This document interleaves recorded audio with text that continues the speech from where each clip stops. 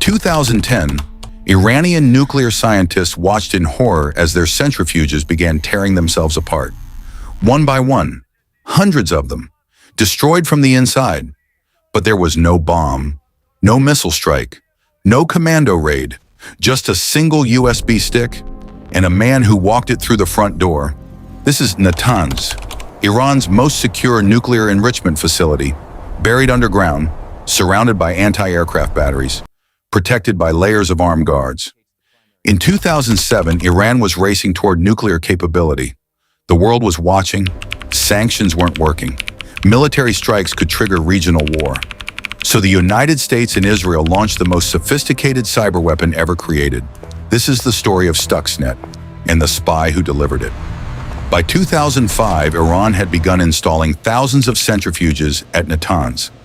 These machines spin uranium hexafluoride gas at supersonic speeds, separating the isotopes needed for nuclear fuel or nuclear weapons. The Bush administration faced an impossible choice. Diplomacy was failing. Economic sanctions were slow. A military strike could destabilize the entire region. But there was a third option, one that had never been tried before. What if you could sabotage a nuclear program without ever firing a shot? In a classified meeting room, American and Israeli intelligence officers launched Operation Olympic Games. The mission: create a digital weapon that could physically destroy Iran's centrifuges from the inside, without anyone knowing.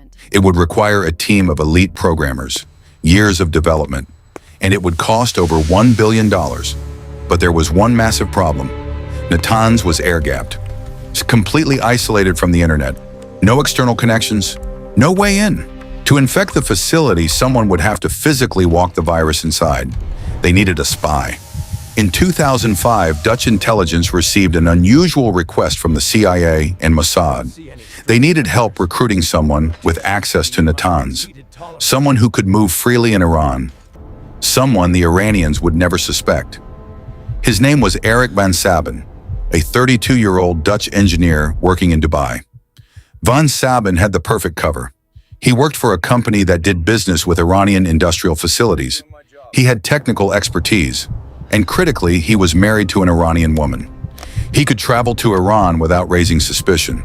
Dutch intelligence approached him quietly. The pitch was simple: help prevent a nuclear-armed Iran, prevent a war. Van Sabin agreed. For the next 2 years, he was trained, briefed, prepared for the most dangerous mission of his life. But first, the weapon had to be built. Between 2005 and 2007, a team of elite programmers worked in complete secrecy. Stuxnet wasn't just malware. It was a precision-guided missile made of code. The virus had to do something unprecedented. It had to infect Windows computers, spread through networks, find specific Siemens industrial control systems, and then sabotage physical machinery. To do this, Stuxnet exploited 4 zero-day vulnerabilities. These are security flaws that even Microsoft didn't know existed. Most hackers save 0 days. They're valuable. Using 4 in a single operation was unheard of. But the real genius was in the payload. Stuxnet was programmed to recognize one specific configuration, the exact setup used at Natanz. If it infected any other facility, it would do nothing. Once inside Natanz, Stuxnet would wait, watching, learning. For 30 days, it recorded normal operations: temperature, pressure, rotation speed, valve positions. Then the sabotage began. Stuxnet would close exit valves on the centrifuges. Gas would pour in but couldn't escape. Pressure would build to 5 times normal levels. But here's the brilliant part. While the centrifuges were destroying themselves, Stuxnet fed fake data to the monitoring systems. To the engineers, everything looked normal. The safety systems that should have triggered automatic shutdowns, disabled. For 2 hours, the centrifuges would tear themselves apart. Then Stuxnet would return everything to normal. Wait a few weeks and strike again. The Iranians had no idea what was happening. Equipment failure, manufacturing defects, sabotage. They couldn't see the pattern because the pattern was invisible. But none of this mattered if they couldn't get Stuxnet inside. In late December 2008, Eric van Sabin traveled to Iran. His cover was perfect. He was a mechanic working for a front company contracted to do maintenance work at Natanz. He carried with him specialized equipment, water pumps, diagnostic tools, standard maintenance gear, and hidden inside, a USB stick infected with Stuxnet. Getting into Natanz required passing through multiple security layers, armed guards, metal detectors, credential checks. But Van Saben's credentials were legitimate. His company had a contract. He had a reason to be there. Once inside, he had to reach the control systems, the computers that manage the centrifuges. The exact moment of infection remains classified, but the method was simple. Insert the USB drive, wait for auto run, remove it, walk away. Stuxnet was designed to spread automatically. From that first computer, it would jump to others on the network, searching, hunting for its target. Within days, it had infected the programmable logic controllers managing the centrifuges. Van Saben left Iran. Mission complete. 2 weeks later, he was dead. On a Dubai highway, Van Saben's motorcycle crashed. He was 36 years old. The official report called it an accident. No evidence of foul play. But the timing raised questions that have never been answered. For over a year, Stuxnet operated in complete secrecy. Iranian engineers at Natanz were baffled. The centrifuges were failing at unprecedented rates. Nearly 1/5 of Iran's nuclear centrifuges were destroyed. They suspected sabotage, but they couldn't find the cause. Then in June 2010, a computer security company in Belarus detected something strange.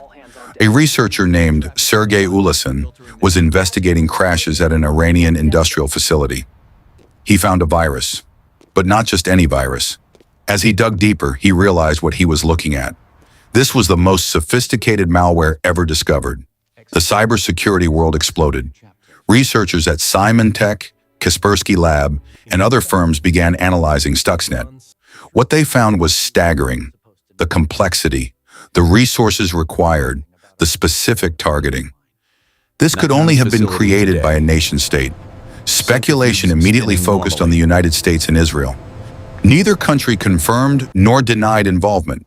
But in 2011, a retirement video for Israeli Defense Forces head Gabi Ashkenazi listed Stuxnet as one of his accomplishments.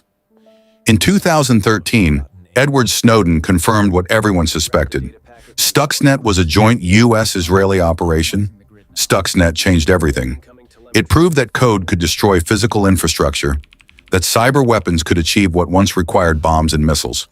Within years, copycat attacks emerged. Ukraine's power grid, ransomware attacks on hospitals.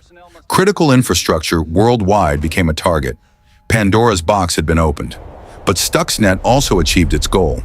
Iran's nuclear program was set back by years. The delay bought time for diplomacy.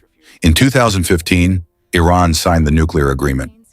Whether the agreement would have happened without Stuxnet is impossible to know. What we do know is this. For the first time in history, a cyber weapon successfully sabotaged a nuclear program. Eric Van Saben never lived to see the impact of his mission. His role remained secret for over a decade. But his walk through those doors at Natanz, carrying a virus on a USB stick, marked the beginning of a new era. An era where the most dangerous weapons aren't built in factories. They're written in code. And the most critical battles aren't fought on battlefields. They're fought in the invisible spaces between ones and zeros, where a single USB stick can change the course of history.